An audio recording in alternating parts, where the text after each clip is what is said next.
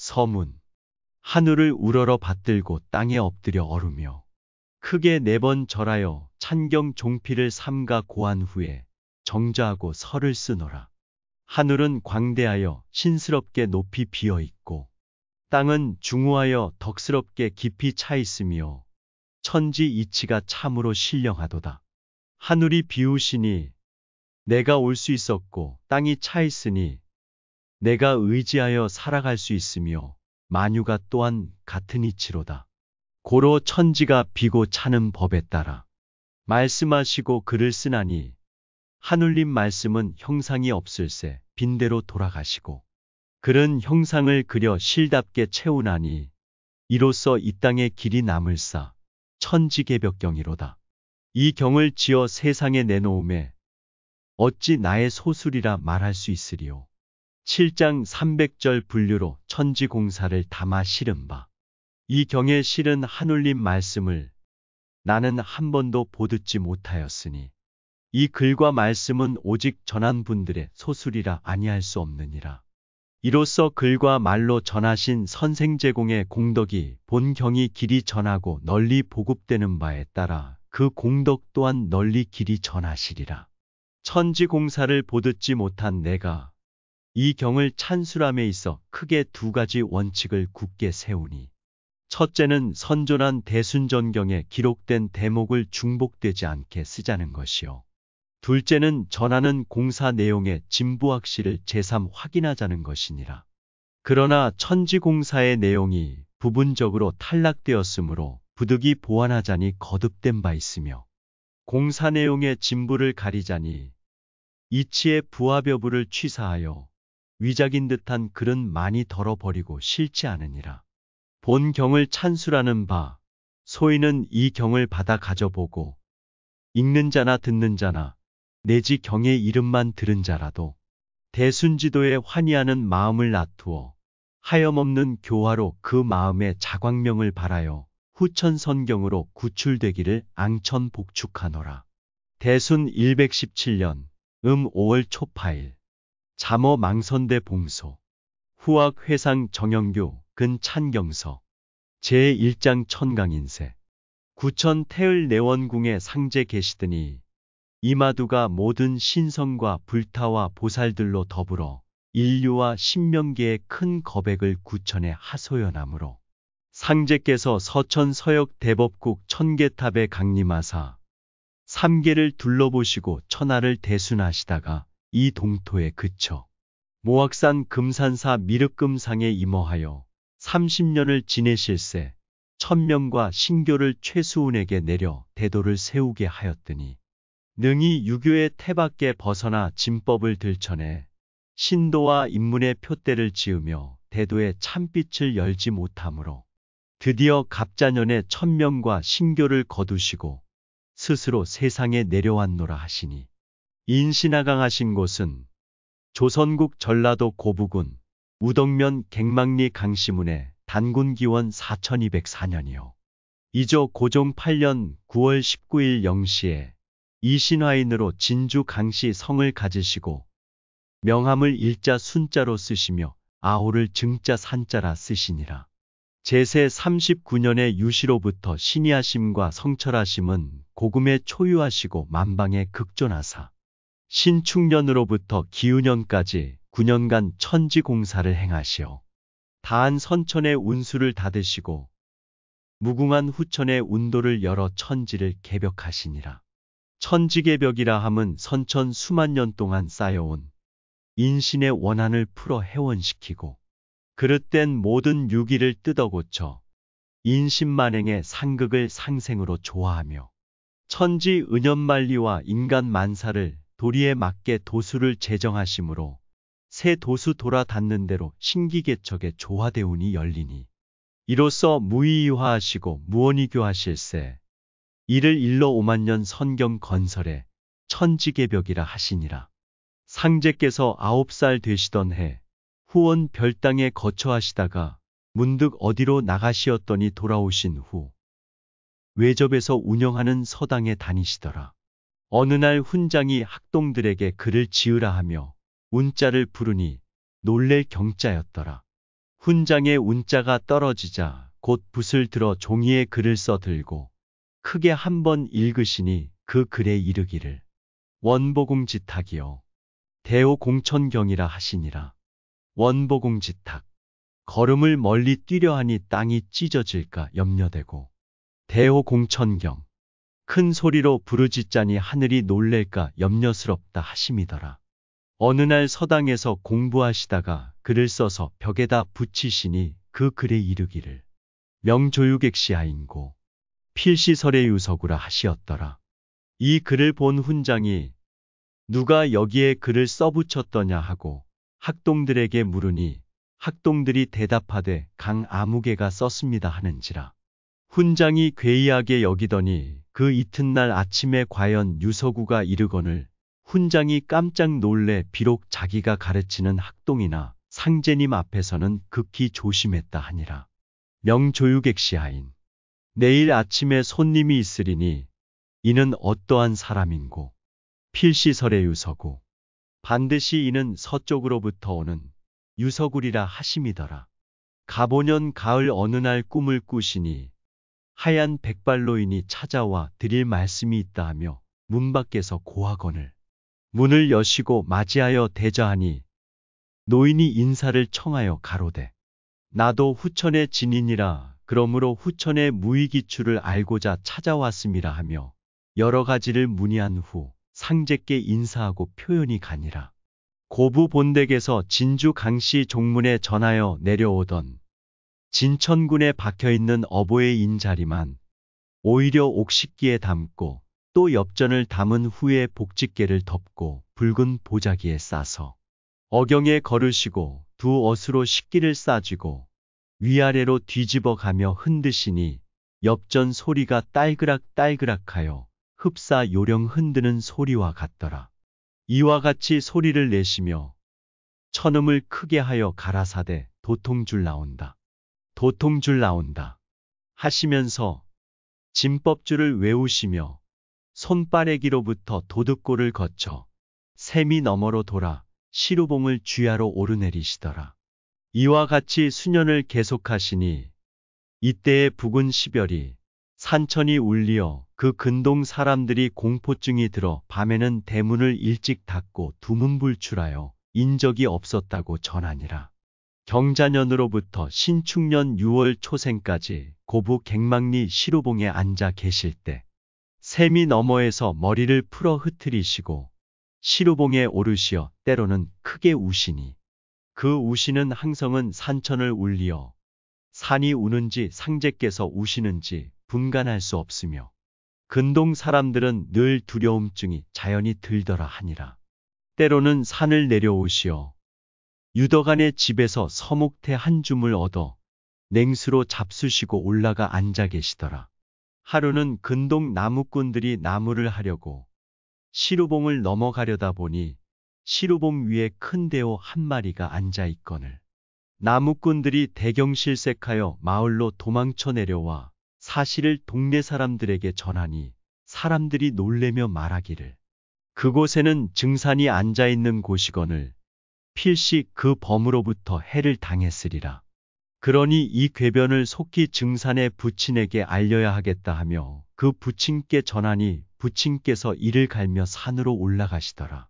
성부께서는 기골이 장대하시고 양팔이 무릎 밑에까지 내려가며 입은 쭉 찢어진 범의 상으로서 씨름판에 가면 두루마기 앞자락을 허리 뒤에다 꽂고 씨름판으로 들어가 집어 던지는 장사로서 호환이라는 말을 들으시고 분기충천하여 홀로 산에 올라가시더라.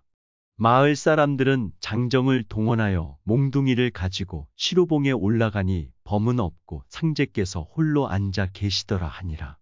후일 종도들에게 가라사대 내가 시루봉에서 호둔을 하고 바라보니 세상 사람들이 돼야지나 개 짐승들과 같이 허약해 보이니 범을 그대로 풀어두었다가는 사람들에게 피해가 있으리라. 그러므로 종자만 남기고 없이 하노라. 하시니 이는 이때의 호둔을 말씀하심이니라. 오랫동안 시루봉에 계시니 고부 원근에 소문이 퍼져 나가기를 증산이 공부를 하는데 차력이 솟아나고 둔갑도 한다 하니 이 소문이 점점 커져 관부에까지 전해져서 관부로부터 순검들을 내보내니라. 이때는 가보년 동학의 거사가 있은 후라. 관부에서 단속이 심히 엄중한 터에 그런 소문이 나더니 순검들은 혈안이 되어 증산을 잡으려 하나. 그럴 때면 먼저 아르시고 순검이 오는 길가에 삿갓을 쓰고 앉아 계시되 순검들은 범연히 지나가 버리니라. 또 어느 때는 안개를 심히 지어서 지척을 분간치 못하게 해놓고 옆으로 지나시나 순검들은 모르고 지나쳐 버리었다 하더라. 신축년 6월 초사흔날 고부 시루봉에 오르사 27일간을 계실세 하루는 비가 억수로 쏟아지거늘 정부인이 점심을 올려야 하겠는데 어찌할 바를 모르고 있다가 할 수 없어 밥 함지를 이고 처마 끝을 나오려 하였을 뿐인데 문득 시루봉 공부막 앞이거늘 점심 가져왔음을 고하고 공부막에 들어서는 순간 앞에서 함지를 받아내리기에 바라보니 상제님이시더라. 그제야 정신을 차려보니 옷이 조금도 젖지 않았더라 하니라. 이때 시루봉에 계시다가 6월 여럿째 날 시루봉을 떠나 전주 모악산 대원사로 들어가실세. 좌우의 동서양 각국의 제왕신과 24장들이 호위하여 따르고 상공에서 외쳐 가로되 만국천자 강천자 가시노라 하고 외치며 따르나 듣지 못한 듯 대응치 않고 대원사로 가시었다 하시더라. 대원사를 출발하려 하실세 천하만국 제왕신과 24장들을 부르사 만동묘에 응신을 시키신 후 가라사대 이 다음에 만동묘가 쑥대밭이 될 것이요. 그때에는 만국제왕신과 24장들을 금산사로 옮겨 호위하게 하리니 이 신명들을 잘 대접하라. 그러나 지금은 당분간 만동묘에 응신시킬 수밖에 없느니라 하시더라.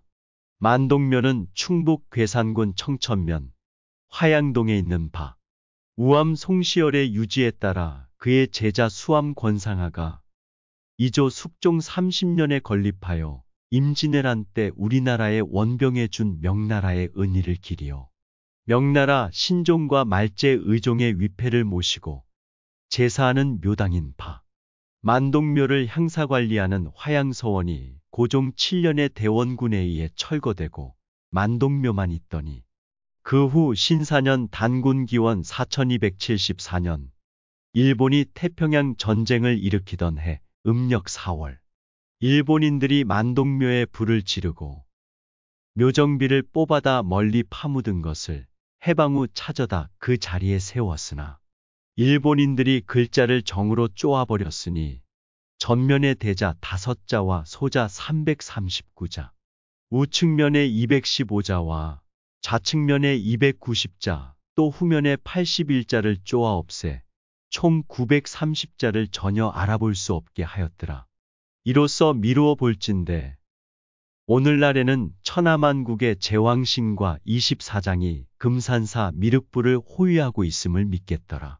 청주만 동묘시 이거임진 신종덕 화피초목 괴금만 비례물동 동하처 동거동래 기서동 지성경봉이 단연 지은보은 반이은 귀신역제 차사나 오국강산 하불감 산산수수 석석간 일타부용 향석에 이거임진 신종덕 지나간 임질란에 명나라 신종황제의 크나큰 덕택은 화피초목 내금만 덕화를 일만 생류와 초목에까지 입히시니 비례물동 동하처 동방 어느 곳이든지 예답지 않은 동방이라 이르지 마라. 동거동내 기서동 동방에서 가면은 동방으로 오느니 상서로운 기운은 동에 있으리라. 지성경봉이 단연 이왕의 단연간 지성스럽게 공경으로 받들었으니 지은 보은 반이은 은혜를 알아서 은혜를 갚음에 도리어 은혜가 되어 귀신역제 차사나 귀신도 역시 이 산 아래 있으니 오국 강산하 불감 내 나라 이 강산에 어찌 가뭉치 않으리. 산산수수석석간 산과 산이나 물과 물이나 돌과 돌 사이에 일타부용양석에 한떨기 부용화가 서쪽을 향하여 활짝 피리라. 차산아. 차산이란 이산이니 모악산을 일명 이산이라 부르니라. 모악산 서편에서는 주로 모악산이라 부르나 모악산 동편인 구이면과 전주 지방에서는 이산이라 혼용하니라. 부용. 부용이란 연꽃의 별명이니라. 어느 날 종도들에게 가라사대 이루의 때가 되면 천하만국의 제왕신과 24장은 금산사를 옹리하고 28장은 용화기지를 옹리하며 3만의 철기신장은 원평장상 대기지를 옹리하리라. 하시고 이어서 가라사대 옛말에 이르기를 수양산 그늘이 강동 80리 간다고 하는 말과 같이 금산사를 중심으로 한 용화도장은 장광이 80리니라. 문공신이 말하되 상제께서는 항상 어두정상으로부터 청광이 나와 공중으로 뻗쳐서 흡사 큰 기둥이 서 있는 것과 같으며 방에 드시면 집의 지붕 위로 청광이 꽂혀 저 허공상상으로 뻗치고 비가 오거나 구름 낀 날에도 운무가 청광의 기운을 가리지 못하니 이는 종도들이 늘 보는 바라고 하더라.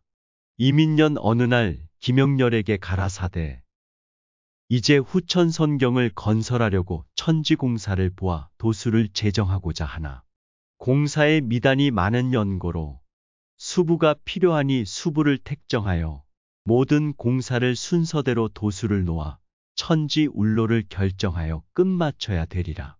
하시고 이어서 가라사대 이제까지 수부를 미정한 연고로 천지공사가 중체되어 왔으니 속히 수부를 천거하도록 하라. 명하시며 또 가라사대 수부의 책임하에 이룩될 공사가 10여 성상이 남아있느니라. 하시니 형렬이 고하여 가로되 저의 여식이 미거하오나 처분대로 용납하소서 하고 수차 고하였으나 그럴 때마다 그리하여 될까 하실 따름이더라. 수부를 필요로 하시는 까닭은 무엇인가? 천지만물이 음양으로 생성변화하나니 불음불양이면 천지만물 중에 일물도 이 우주간에 생성할 수 없을 것이니라. 그러나 선천개벽 이후로 음양이 불균하여 만유이치가 과부족에 떨어져 오직 생명이 지은 바 한도를 다하지 못하고 괴멸해 버리니 모든 사물이 분잡을 면치 못할 뿐 길이 안정을 얻지 못하므로 상제께서 3계를 개조하실세 첫째, 음양을 골라 천지수화지정을 화순시키므로 만리만사가 순서에 따라 개창하니 그에 따른 사물이 자연히 상생의 정도로 화연되어 세상에 나타나리니 이렇게 천지를 뜯어고쳐 만유이치를 다스려야 일물일사도 서로 방해되지 아니하여 무의이화하리라. 형렬이 그 후로 혼자 생각해 볼 때 자기의 딸과는 연령의 차이도 너무 많고 더욱이 양반의 처지로서 남의 이목이 부끄러워 체면상 그리할 수 없어서 다른 혼처가 나타나면 딸을 혼인시키기로 마음을 정하고 있더라. 그 후 김영렬은 딸의 혼처가 생겨서 혼인을 시키기로 결정하고 선패금조로 돈 50냥을 받으니라. 그 돈을 가솔에게 주며 잘 간수하라 하였던 바 형렬의 아내는 부엌방 자초리 속에 깊이 싸두니라. 어느 날 저문 밤에 상제께서 이모하시더니 가라사대 내가 몹시 시장하니 저녁상을 가져오라 하시거늘 형렬이 난처해 하다가 황공이 여쭈어 가로되 집안의 양식이 떨어져서 소태 저녁불도 지피지 못하였나이다 하고 아뢰니 들으시고 가라사대 허허 돈 두고 굶는 거야 먹으나 진배 없지. 형렬이 답답하여 머뭇거리다 여쭙기를 돈을 두고서야 식솔들과 굴물이 있으리까 하니 가라사대 부엌방 자초리 속에 돈 50냥이 있지 않은가 하시니라.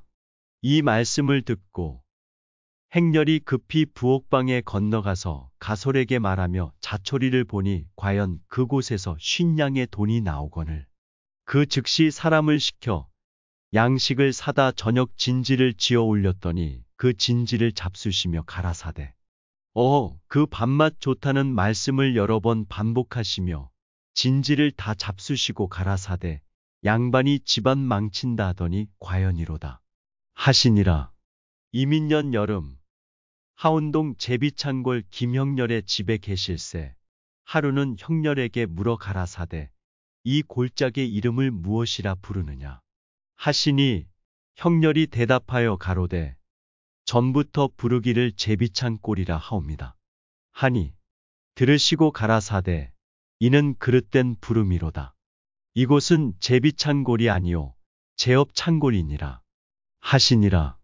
이민년 가을에 김형렬을 데리고 김제 초처면 내주평에 사는 정남기의 집을 찾아가 정남기를 불러 가라사대 내가 그대의 집에서 수련을 하고자 하니 허락하겠느뇨 하시니 정남기 가로되 그렇다면 나도 수련에 참가시켜 주심이 어떠하나이까 하니 가라사대 그는 그대의 생각대로 하라 하시거늘 이리하여 남기와 같이 수련을 시작하시었더라. 밤중이 되니 천지신명을 수련석에 호위시켜 엄숙하기 이를 데 없더니 뜻밖의 늙은 중이 들어와 호위한 모든 신명들을 하나하나 지휘하여 정남기를 옹위하게 하더라. 그 후 조금 있으니 점잖은 노신명이 들어와 중신명을 꾸짖어 가로되 그대는 천지도수를 위반하려 드느냐 하니 중신명이 문 밖으로 쫓겨나가더라. 점잖은 노신명은 모든 신명들을 지휘하여 전과 같이 호위시킬세 느닷없이 형렬이 신기가 솟더니 돌연 대담한 어조로 남기를 호통하여 가로되 내가 신수를 통하였노라. 니 어찌하여 쓸데없는 망상으로 천지의 모욕을 하려 드느냐 하며 남기를 무수히 호령하니 남기가 핍박을 받다가 일어나 가로되 이 공부를 하면 미친 광증도 다 낫게 한다 하더니 오히려 멀쩡한 놈이 미쳐버렸구나 하며 문 밖으로 나가 버리니라. 이때에 상제 가라사대 광증이건 헛증이건 신보만 잘 내두면 공주자산은 하련만 그도 마다하니 하시며 탄식하시더라.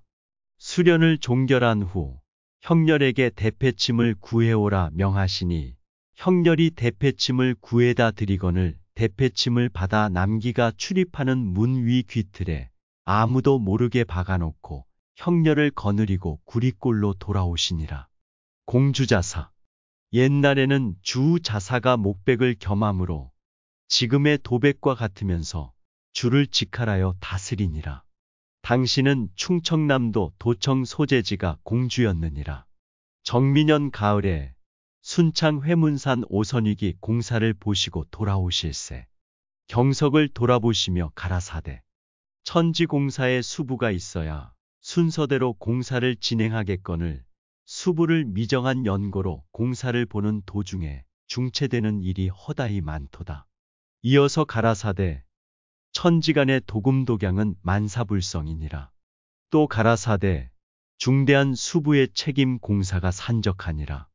내일은 수부가 들어야 되는 일이니 네가 만약 일을 하려거든 수부를 들여 세우라 하시니 이로써 차경석이 상제님을 모시고 정읍으로 돌아와 고부인을 천거하니라.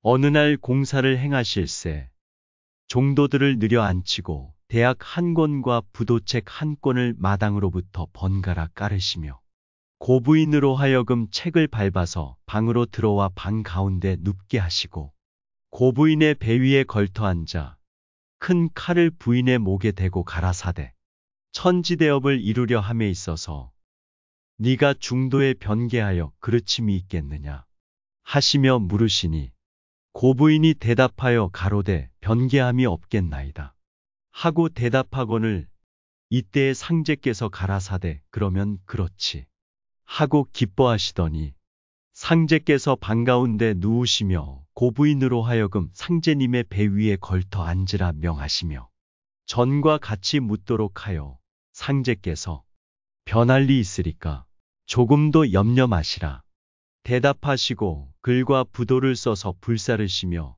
천지에 확약하셨음을 선포하시었다 하니라. 이때에 상제께서 문명을 써놓고 고부인에게 읽히시며 같이 읽으시니 이러하니라. 구정만리 사나우 공덕천문일월처. 또 조금 계시다가 읽으시기를. 명월천강 심공조 장풍파루 기동구라 오군압덕으로 삼계계존이라 하시더라. 어느 날 정읍 대흥리에서 공사를 보실새 고부인으로 하여금 그를 읽으시게 하시니 이러하니라. 천반저이지고 하고 중앙비오십이라 하시며 가라사대 64궤 중에서 지천태궤가 그 중 크니라. 앞으로는 모든 일에 있어서 여자의 권한이 크리니 이후로는 여자의 명을 듣지 않고 남자의 마음대로 경영치 못하리라 하시니라. 천반저이지고 하늘이 도리어 낮아지니 땅은 저절로 높아지고 중앙비오십 가운데서 5~5와 10십으로 이루어지니라. 하루는 종도들에게 가라사대 내가 천하의 가망량을 배치해 놓았으되 일심으로 닦는 자에게는 누구든지 진망량을 응하도록 하리라 하시니라. 하루는 기명렬에게 명하사 64궤의 점을 치라 하여 해인공사를 보실새 잘 믿는 자에게 해인을 주리라 하시며 가라사대 세상 사람들은 합천 해인사에 해인이 있다고 말하나 실지에 물건은 없고 해인의 기운만 있나니 내가 그 기운을 가져왔노라. 그러니 너희들이 일심으로 믿으면 전하리라 하시니라. 인피 강장안에 집을 종종 왕래하시더니 어느 날 이모하사 계실새 밤중에 출행하시려 하거늘 장안이 놀래며 만류하여 가로되 어찌하여 밤중에 출행을 하시려 하나이까 하니 가라사대 내가 볼 일이 있노라. 곧 돌아오리니 그리 알라 하시며 가시더라. 장안이 자지 않고 기다리더니 자정쯤 되어 오시거늘 장안이 물어 가로되 야심한 밤중에 어디를 다녀오시나이까 하고 여쭈니 대답하여 가라사대 응 오성산에 다녀오느니라. 장안이 놀래며 다시 묻기를 밤중에 오성산은 무슨 일로 다녀오시나이까 가라사대 큰 말뚝을 받고 오는 길이니라 하시었으며 그 후에도 이와 같은 공사를 3차례나 보시었다 하니라. 고부인께서 단군기원 4266년 개유 동지달 초여셋날 오성산으로 가시어 계시다가 단군기원 4268년 을의 10월 초여셋날 새벽 2시에 선화하시더라. 어느 날 공사를 보시며 김병선에게 글 한 수를 읽어주시니 이러하니라. 파진국이 2, 3차하고 일제하기 정신기니라. 파진국이 2, 3차 옛 그릇은 2서너 차례 다 부서지고 일제하기 정신기 아래 그릇을 3그릇으로 정하여 하나를 두니라. 어느 날 종도들에게 가라사대 참으로 어렵구나. 내 금산사를 도득하기가 천하를 얻기보다 더 어렵다 하시고 이어서 가라사대 시제하면은 금산사 7칸 법당 자리는 사무실 자리로 놨으면 마땅할 것이니라 하시더라. 이러한 공사가 전하여 올 따름이더니 뜻밖의 병인년 단군기원 4319년 음력 동짓날 초닷새날 자시 30분경에 7칸법당 대적광전 보물 제376호의 불이 나 기둥 하나 남지 않고 다 타버리니라. 하루는 종도들에게 가라사대 금산사 6장 미륵은 금이 불정 화위전년이라 하시니 세인들은 이 말씀을 풀어 말하되 온전 전자 아래에 계집 여자를 하면 성강자가 되니 즉 미륵이 강씨가 되었다는 말씀이라 이르더라. 기우년 어느 날 구리골 약방에서 종도들을 늘어세우고 공사를 보시며 가라사대 너희들이 세상에 형체 있듯 형체 있는 미륵으로만 대하지 말고 형체 없이 무형기의 나를 또한 대할 줄 알아야 하느니라 하시더라. 하루는 구리골 약방에 계실새 손을 드시어 그 앞에 금남바위를 가리키시며 가라사대 저기 저곳으로부터 금산에 이르기까지 문 안이 되고 저곳으로부터 원평방면으로는 문밖이 되느니라 하시더라. 어느 날 종도들에게 용화동 뒤를 가리키시며 가라사대 이곳이 불무 발판이니 불무는 두 발판을 부지런히 밟아야 바람이 나는 것이라. 그러니 이곳을 자주 밟아야 바람이 나게 되리라 하시더라. 하루는 안필성을 데리고 용화동 뒤 계룡봉 아래를 가시어 내려다보시며 손짓하여 가라사대 참으로 좋다. 늙은 중이 팔대장삼을 벌린 것 같지 아니하냐. 이것이 용이니 용은 뿔이 나야 되는 법이니라 하시었다 전하니라. 어느 날 종도 한 사람이 여쭈어 가로되 병든 사람을 낫게 하여 주시고 죽은 사람도 살려주시고 가난한 사람에게 복도 마련하여 주시어 잘되게 하여 주시고 자식 없는 사람에게 자식을 태워주시면서 어찌하여 선생님 스스로는 슬하에 아드님을 두시려 하지 않으시고 후계를 적막하게 하시나이까 하고 아뢰어 궁금함을 고하니라. 이때 상제께서 마침 그 사람을 등지고 돌아앉아서 무엇을 하고 계시던 참이더니 고개를 돌려 흘겨보시며 가라사대 도둑놈 만들려고 하시더라 전하니라. 어느 날 공사를 보신 후 경석에게 가라사대 너희들은 내 앞에 대리석을 써서 뇌옥을 건축하지 말지니라. 또 이르시되 너희들 스스로 생각하기를 너희는 이 세상에 잘한다 하리라. 그러나 모두가 세상에 배반되나니 이는 너희 속에 싸둔 생명의 껍질이 말라버린 탓이로다. 또한 헛된 예법으로도 세상에 폐해가 되나니 그러므로 헛된 예법을 써서 나를 대하지 말며 헛된 마음을 써서 나를 대하지도 말라 하시니라. 하루는 종도들에게 옛 글을 외워주시니 이러하니라. 타기황행하여 막교지상제하라. 제시경천몽하니 부득도요선이라. 타기황행하 노란 꾀꼬리 새끼를 회초리로 쳐서 일으키어 막교지상제 나무 가지에 올려놓고 울음을 가르치려 하지 마라. 제시경천몽 울 때는 첩의 꿈속에서 해마다 놀래 깨리니 부득도요서 저 멀리 아득한 서역 고향에 도달치 못하리라. 요서란 요동에 전쟁 왔던 사람이 요하 건너 요서를 지칭함이니 즉 고향집을 그리워하는 대칭으로 사용하니라. 그러나 이 글에서는 요서가 1년의 가을을 의미함이니 봄에 금방 깨어나온 꾀꼬리 새끼를 가지고 아름다운 울음소리를 듣고자 하여 버드나무 위에 올려놓고 회초리로 치면서 울음을 가르치려 하지 말라. 만약 꾀꼬리가 울음을 울 때에는 어느덧 첩실에 단꿈에 젖어 있으리라. 그러나 단꿈에서 깨어났을 때는 이미 양유청청 여름이 어느덧 지났으리라. 이때는 꾀꼬리가 이미 아름다운 울음소리를 잊어버리고 말았으리라. 그러니 그 소리를 가지고 가을까지 못 간다는 말씀이니라. 이 글은 가을에 울지 못하는 꾀꼬리와 같이 후천의 무용한 증산교인이 되지 말라 경계하신 글이니라. 상제께서 공사를 보시며 종도들에게 도수를 붙이고 임무를 정하시니 종도들은 깊으신 성질을 헤아리지 못하고 서로 간에 별명같이 부르기로 하였으니 열거하면 다음과 같으니라. 표생략